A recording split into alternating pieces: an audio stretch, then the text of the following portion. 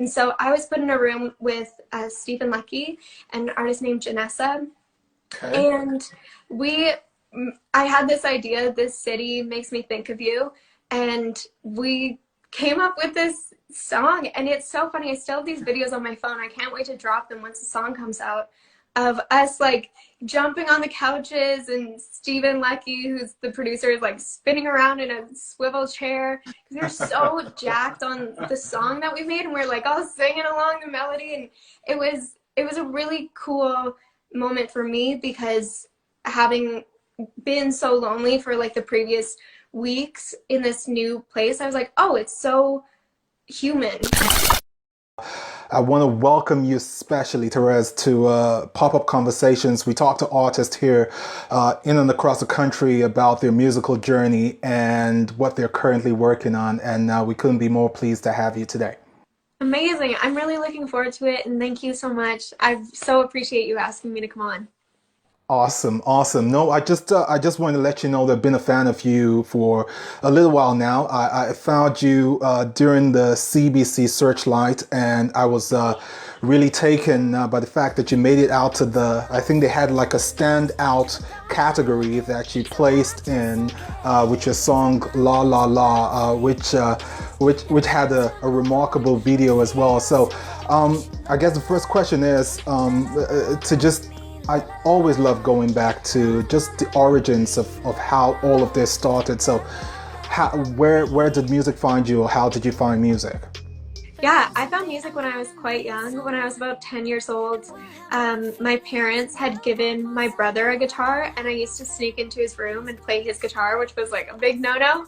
And I just loved it. And I was so lucky that my parents gave me a guitar for Christmas, and I started writing songs on that and just kind of never stopped. I fell in love with it then. I don't even know that I knew what I was doing writing songs. I think I was Okay. just like a creative kid just making stuff up. But ever since then, I've just really fallen in love with it. When I was 16, I started songwriting for other artists, mostly within the country world, and Okay. started performing. Yeah, and I'm from Alberta, so it's kind of like the Texas of Canada, right? Yeah. And so lots of country music here. So I got very tied in with that world, and then found it wasn't super authentic, that I really liked making pop music, and just from there really found this sound that I have now. Awesome. Awesome. That's really incredible though, going from country to pop music. What is it about pop itself and that genre that lands to you? I love that. I mean, pop's obviously such a large umbrella. So much falls underneath the pop umbrella. But one Okay. thing I love about it is that you can really talk about anything. Like, it feels like nothing's off limits, where especially country can be a little bit more conservative. Is when you're writing for other artists, you're writing hoping that someone's going to record it. So you're trying to kind of choose the path of least resistance, and just say the most kind of safe things. Whereas with pop, it's really just a genre where you can push the boundaries, since it doesn't really have a strict guide as to what pop needs to be, and I Uh-huh. really love that. Awesome, awesome. And I understand last year was a really a great year for you before all of this craziness happened, and you were performing with Ria May, and you were doing some amazing stuff. Would you want to just tell me a little bit of all that was happening and all the activities that you were involved in before the world kind of like shut down on you? Yeah, yeah, it was amazing. I was living in Toronto. Um, I performed with Ria May. I was supposed to perform with Ralph right when the pandemic hit. I honestly landed in the city. We were supposed to play in Calgary, and I landed in Calgary, and they were like, "You're done. Hmm. Everything shut down." I was supposed to carry on to the Junos from there too, and so that was on hold. For that, it was just music and traveling. It was obviously really new for me living in Toronto, and I love it there, and I miss it so much. But it was just so fun, and I mean I miss it, and it's been really fun too, like having this time to create. But I think, like a lot of people, I'm kind of itching for this to be done and everyone to be safe and healthy. I hear you. I hear you loud and clear. Just before we move to the record that's going to come out this May 7th, This City, your new record, which is an incredible song I want to talk about in a bit. But how have you managed in the last little while in terms of being creative and still putting out stuff, regardless of all that's been going on in the world?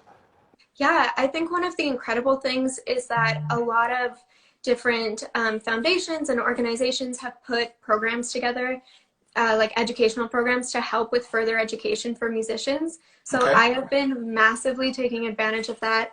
I did a program called the Equity X program through SOCAN and RBC, and it's a program that is to close the gender disparity in music production. Okay.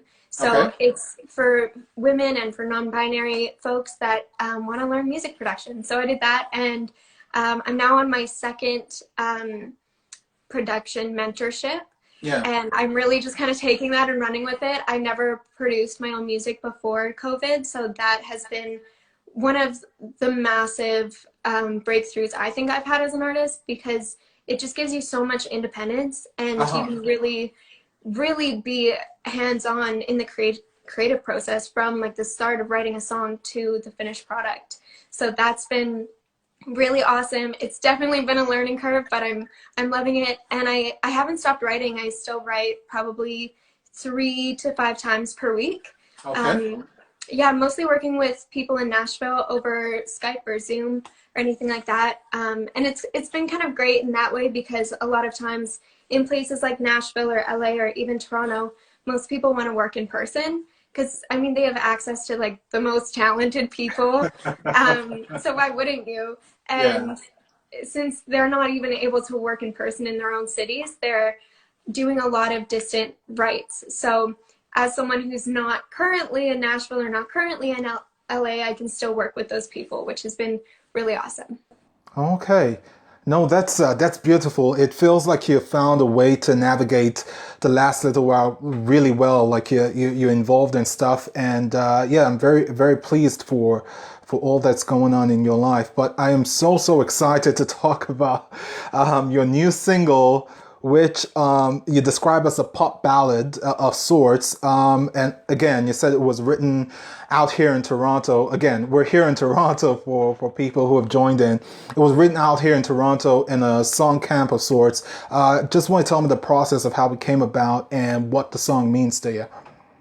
Yeah, so I moved to Toronto at the start of 2020, and it was super lonely. I realized I didn't know as many people there as I thought I knew. Well, I obviously knew people, but I didn't have as many like deep relationships there Yeah. as I would have liked in the future when I choose to move somewhere. So the first month or so was quite lonely, and I got tied in with working out of a studio called Dream House in Okay. Toronto. It's just one of the people I happen to know. They invited me in, and I was writing with them, and I met some other writers and some other producers at the studio, and they invited me to participate in what's called a song camp. So it's super fun. It's like all of these creatives come together, producers, artists, writers, and you all kind of just switch rooms. Like you go into a room and you write a song, and then everybody switches. It's like literally musical chairs.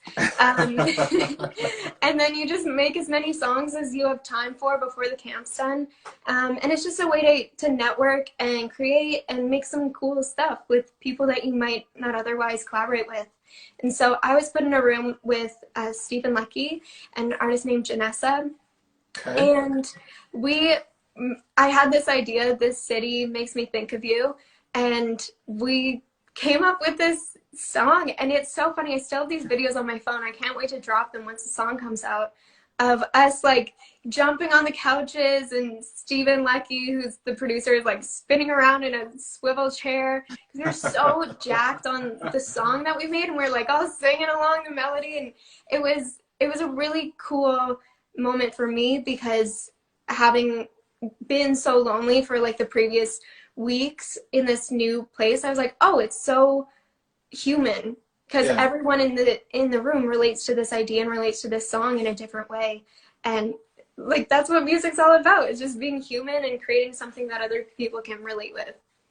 Awesome, awesome. No, I love the song. It's again, I think it's one of those songs where the lyric, the way you explain it, kind of almost detached from how upbeat the song is. So I found that very fascinating and interesting. Are we working towards the video as well, or? So the music video has already been filmed, and so that's going to be coming out right after. Awesome. And I guess you have snippets from what you were explaining just now about you being in the song camp in there as well, right? Snippets from that. Awesome. Yeah. Awesome. I'm going to be looking forward to that. I think the song is great. I want to say congratulations for putting out a great song. What's next? Is this just a single, or it's been dropped as part of a larger body of work? Yeah, so this is all working towards my first EP, which is going to be coming out this summer. So this is the second of three singles before the EP drops. Awesome. Is there a name for the EP just yet? There is a name, but we're keeping it a little hush hush. But once we're ready to go, don't worry, I'll loop you in on all the things. All right, all right. I'm very excited for all that's happening to you. Like I said, I started following you just a little short while ago through the CBC Searchlight and all of that. I think you're just amazing. It's just something very, what's the word? You radiate excitement and joy and all of that good stuff. And we are very excited to have had the opportunity to talk to you today.